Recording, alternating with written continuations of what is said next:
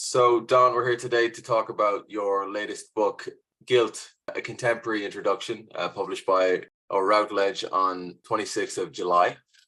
And I guess the opening question I have for you is why explore the concept of guilt and why now? Well, why the concept? Because I just think that guilt is a central and unavoidable dimension of human existence. I don't think it's a special case. I don't think that occasionally some people are guilty. I think everyone is guilty. I think everyone is guilty pretty much all of the time. I think a lot of the guilt we suffer from is unconscious. Much of the time, we don't know we're feeling guilty. We feel something else instead. We feel vague anxiety.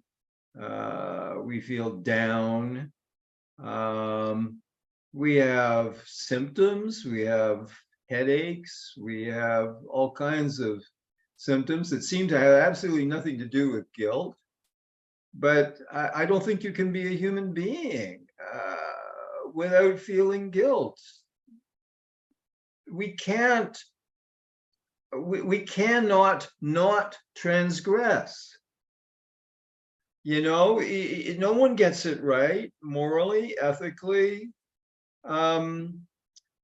We sin. It's put so well in Handel's Messiah. We, like sheep, go astray, each in its own way. Now, one of the things I try to do in the book is describe the many different types of guilt. And certainly some people suffer more from guilt than others. Some people are guiltier than others. But it's just a central dimension of what it is to be a human being. And psychoanalysis kind of knew this. Freud certainly knew this, and the early psychoanalysts around him did tremendous work on unconscious guilt, the need for punishment, self-sabotage, moral masochism. But then beginning in the late 1950s, early 1960s, psychoanalysis started to forget about this. What is such forgetting called? What's it called? Resistance. Freud made resistance a central concept. Wherever there's repression, there is resistance. We push something down into the unconscious, we repress it, and we resist its coming back to consciousness. And psychoanalysts have become highly resistant to psychoanalytic insights into guilt. Throughout the 60s, the revisionist schools of psychoanalysis that were emerging, self-psychology, relational psychoanalysis, intersubjectivity theory, trauma theory, all of these approaches are pretty resistant to guilt. So it's not just that patients engage in guilt evasion. Psychoanalysts have been engaged massively in guilt evasion. So I write this book because I feel that Freudian insights into unconscious guilt are probably the most important insights of psychoanalysis per se. I mean, to me, this is the gold. This is the gold Freud hit on. And we've been forgetting about it. We've been evading it. But of course, in evading it, we're just following the culture because the culture is engaged in massive guilt evasion. That's why it's called the culture of narcissism, because the last thing a narcissist wants to face is his guilt. So here's the culture evading guilt, and psychoanalysis is a part of the culture. And so, like the rest of the culture, psychoanalysis starts evading guilt. And it's this guilt evasion has gotten us into all kinds of hot water. And I'm trying to remind us of these golden insights of Freud and how important they are to us as individuals and as a society. Yeah. From a cursory reading of Girard, he'd say that it was the crucifixion that sent us back on ourselves and made us moral or guilty, right? Something like this. Do you think that guilt is to do with the Christian conscience, or was it a core pillar even before that? Oh, well, I think Christianity has particular influences, but the Jews got there first. And I don't think that guilt is a product of religion. I don't think it was invented by the Jews or the Christians or the Muslims. I mean, for Freud, in his remarkable book, Totem and Taboo, 1913, where he sets forth what he regarded as a myth. Initially, he set it forward as a myth. At times, he seemed to start to take it seriously as something more than a myth. But the myth of the primal horde, that we once were like the great apes, we moved, and there was a dominant alpha male, and that alpha male hoarded all of the women to himself, and the poor sexually frustrated bachelors got pretty fed up, and one day they rose up and they slew the primal father. But they were immediately hit by guilt and remorse, because he not only was their oppressor, he was also their protector. Mm-hmm. And out of this sense of loss and this sense of guilt, they created the law. Now, that he sets forth that as a myth, but primitive man had guilt, because you can't be a human being with symbolic functioning. There will be guilt. Christianity makes its particular contribution, as do the Jews, but this is not an invention of religion. Okay. And then the book itself, there's various types of guilt mentioned, like punitive, justified, unjustified, borrowed, induced, existential. Could you provide examples or case studies that illustrate like the nuances? I know you have two in the book. Oh, I have two little case studies. Yeah. Well, I don't know whether off the cuff I can provide clinical examples, but well, okay. Justified and unjustified. I had to think about that because, you know, when you first start to talk about the types of guilt, you kind of want to distinguish rational guilt from irrational guilt. But then when you think about that, you realize that there can't be any such a distinction, because there's no such thing as rational guilt. Because rationality cannot make value judgments. Rationality is all about means, ends, connections.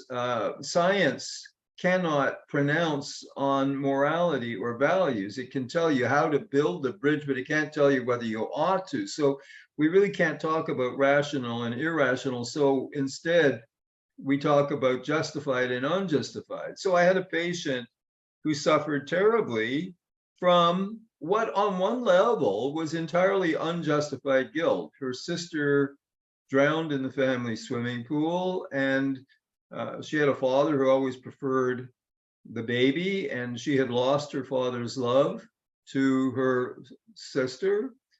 And so when her sister drowned, a part of her was delighted that her sister had drowned. Now I can get daddy back. But she accused herself of murdering her sister. She was nowhere near the swimming pool when the sister drowned. She was not, for years, she'd considered herself a murderess. She was not. That was unjustified persecutory guilt. But beneath the unjustified persecutory guilt, there was some justified persecutory guilt, because she was delighted that her sister was gone. A part of her was heartbroken because she loved her sister and she was heartbroken, but she also was pretty delighted, and she had to atone for that. So there's an example of the distinction between justified and unjustified. guilt. People accuse themselves of all kinds of crimes that they did not actually commit, but they may have committed those crimes in their minds and hearts. I mean, you may wish your brother's death.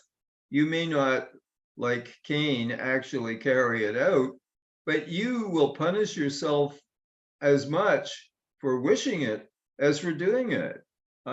So one of the main tasks of clinical psychoanalysis is to attempt to sort out how much of my self-punishment is justified and how much is unjustified, how much is based in fantasy and how much is based in fact, right? Right, then there's the distinction about borrowed guilt. I had to go to some lengths to sort that one out. Freud proposed this idea of borrowed guilt, and my colleague Joe Fernando points out that usually that's a case of a narcissistic parent who can't or refuses to carry his or her own guilt and somehow passes that on to the child. But to call this borrowed is ridiculous. The child doesn't put his hand up and say, "May I borrow some guilt, Daddy?" And the parent doesn't want it back either. Usually when you borrow something from someone, they want it back. Well, the parent doesn't want it back. So what we're really talking about here is nothing borrowed. We're talking about something that is induced, guilt induction, through the process Melanie Klein called projective identification. The child is loaded with guilt that really belongs to the parent. Yeah. And on that, there's a pivotal distinction that you make in your own work about Freud's failure to distinguish persecutory guilt from reparative guilt. Yes. Do you want to say something on that? Yeah, well, that's just I'm surprised that he didn't see this. It's a crucial distinction. I mean, the example I always use is I get into a fight with someone and I injure him, and he's bleeding in the corner, and I've got my cat o' nine tails and I'm whipping myself. Okay, that's persecutory guilt. This whipping myself is doing nothing for him. However, if I put down the cat o' nine tails and get out the bandaging kit and start bandaging, I've moved from persecutory guilt or self-punishment to reparative guilt. I'm attempting to repair. You make the distinction between primitive and mature there too, right? Yeah, primitive and paranoid, schizoid, and depressive reparative, to bring in Melanie Klein. The persecutory guilt operates in the paranoid schizoid position, and it's very narcissistic. It's all about me and how bad I am. We think of the narcissist as thinking how great he is, but it's equally narcissistic to be obsessed with how bad you are.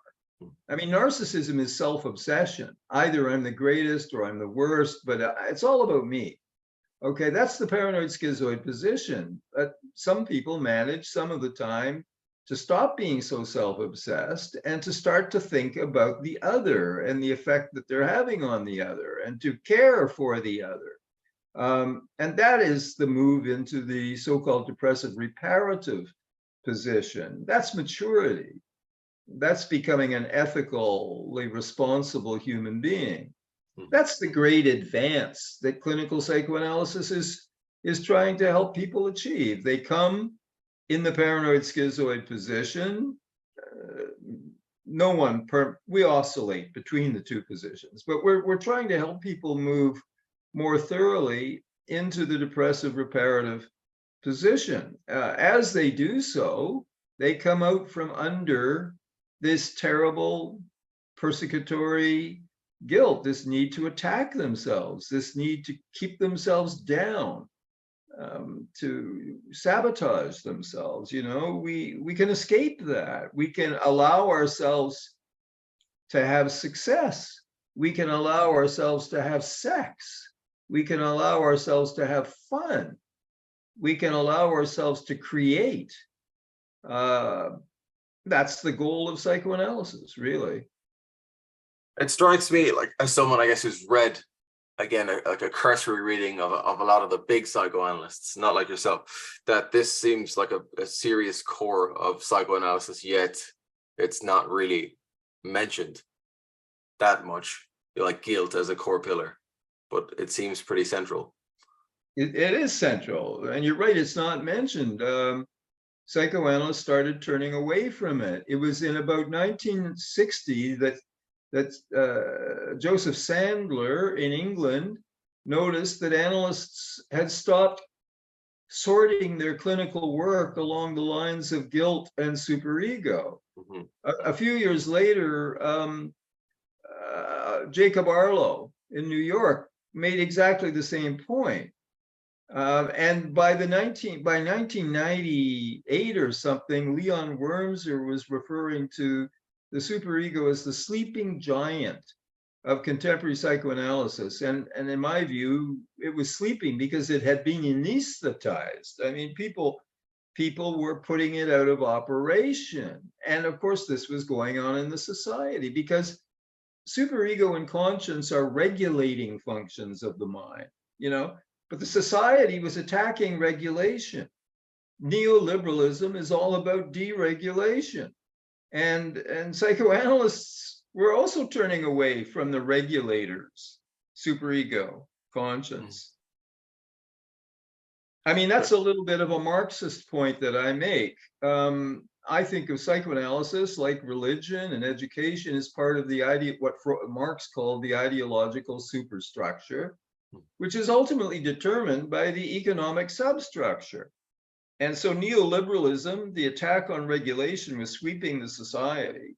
And psychoanalysts were following suit, turning away from guilt and superego. And in this lens, that's what gave rise or gave permission to capitalism. Well, capitalism was already there, but there was a significant change from productive industrial capitalism, which created the 19th century, early 20th century type of character, and it was all about saving and investing for the future. Mm-hmm. And it's all about postponing current pleasure for future pleasure, all of that. But that gave way by the 1950s to consumer capitalism, which is not about investing, it's about spending. It's not about self-denial, it's about self-indulgence. And so the society is saying, spend, enjoy, and that creates the culture of narcissism. We all turn into greedy babies. Yes. And is this in here comes in the shift from, I think it's tragic man to guilty man, or the other way around? The other way around. Heinz Kohut. Yeah, from guilty man to tragic man.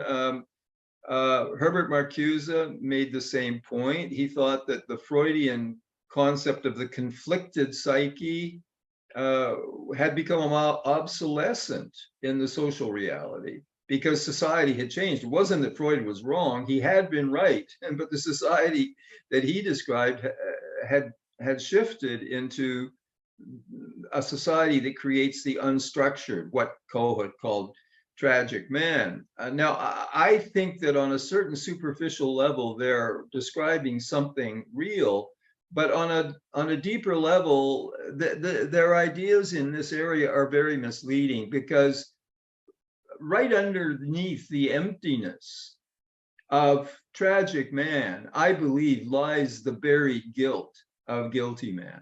Mm-hmm. So there was a social change. Patients ceased to become aware of their guilt and their conflicts, and they were feeling empty and without an identity, and meaninglessness became a big problem.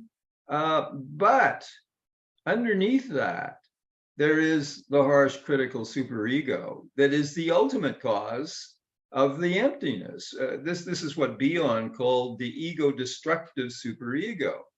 But these schools of thought, Marcuse, Kohut, who they thought that we were done with guilt in psychoanalysis. No, what they were seeing is a superficial layer underneath which the old guilt and the old harsh superego is fully operative.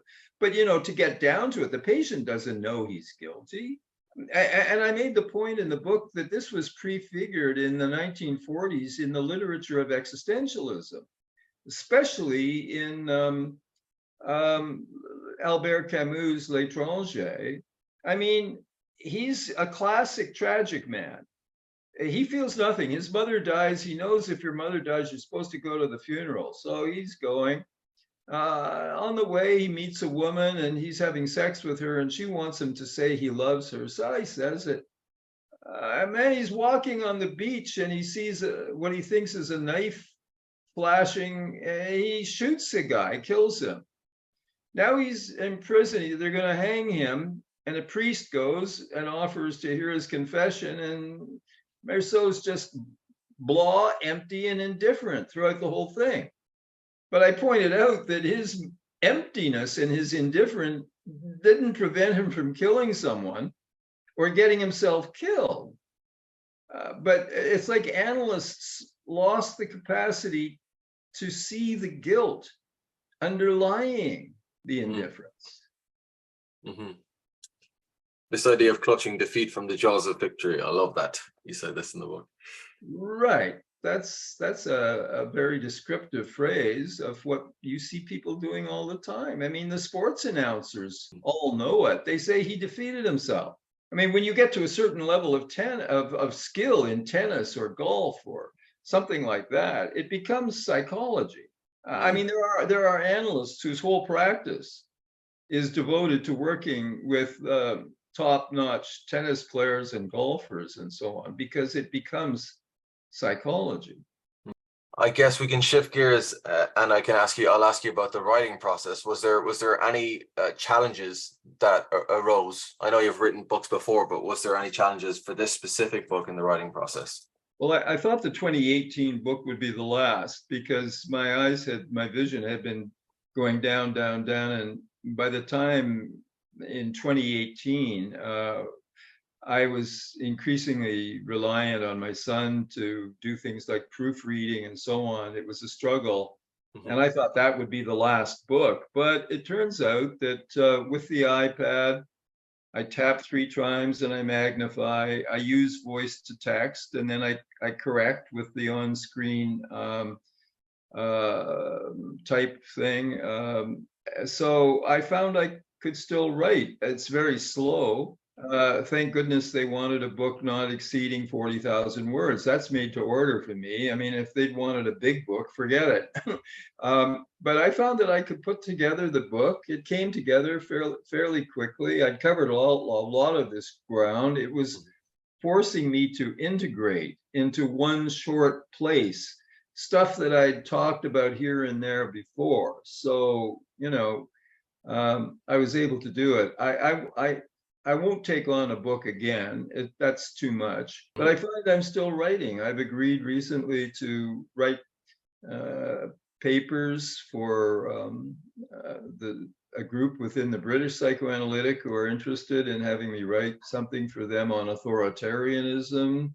Going to do that. I'm going to write something for in connection with the Psychoanalytic Review, New York analysts, senior people turning to the question of illness and aging in the analyst. So I'm going to write something along those lines. So these will be shortish papers, 10 to 15 pages that I can still manage. Okay, lovely. And then I guess in that integration process, has there been anything in your perspective of guilt that has changed? Any new realizations?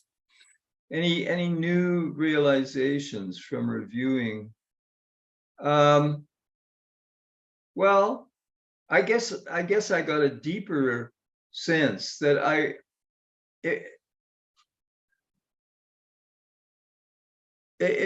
began to realize it's not like, someone's going to write about depression, someone's going to write about envy, someone's going to write about psychosomatic symptoms. And I guess I had thought that I was writing about guilt, like one of these other subjects. but as I went on, I began to realize more and more that this is central to human existence. I mean, I tried to make that clear in the last chapter of the book called Why I Write About Guilt. Yep. Well, I write about guilt because I've been struggling with guilt all my life. But that's not because I'm a particularly guilty guy. I began to realize that that's what human life is. It's a struggle with guilt, because guilt is unavoidable. Kierkegaard was pretty good at understanding this. It describes the catch-22. Like, I have a moral obligation to myself to use and develop my talents. And if I fail to develop my talents, I have existential guilt towards myself. Okay? But if I do develop my talents and grow, I may grow apart and away from someone I've been very involved with. I mean, I may grow and they may not grow, or they may grow in a different direction and I grow in a different, and so we may split. We may go separate ways because we've grown apart. So you're guilty if you don't grow, but you will be guilty also if you do grow. And I think there are many situations in human existence where guilt is unavoidable. I mean, you know, commonly people walk around with the idea that if they're good, they can avoid guilt. Well, forget that, because you can't be good. You can be better than you were. You can make moral progress for sure. But the idea of getting rid of guilt by being good all the time, it's impossible for a human being. So I began to realize this is not just another emotion. This is a dimension of human existence. What are your hopes for the impact of this work on readers and the field in general then? Well, you'll notice that I wrote this book entirely in a secular language, because I wanted to have an impact. I mean, if I start bringing Christian language, I'm losing most of my readers. And I don't need to bring in Christian language. I can do this entirely in secular terms.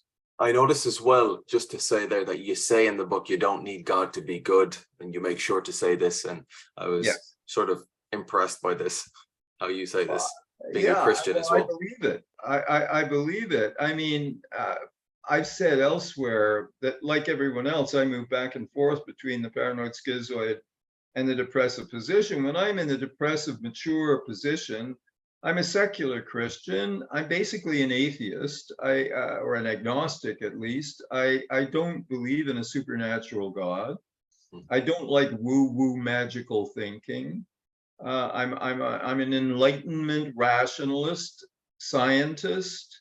That's where I am when I'm in the depressive reparative position. But when I'm going in for surgery, I'm no longer in the depressive reparative position, and I find myself praying, and my Christianity becomes pretty concrete.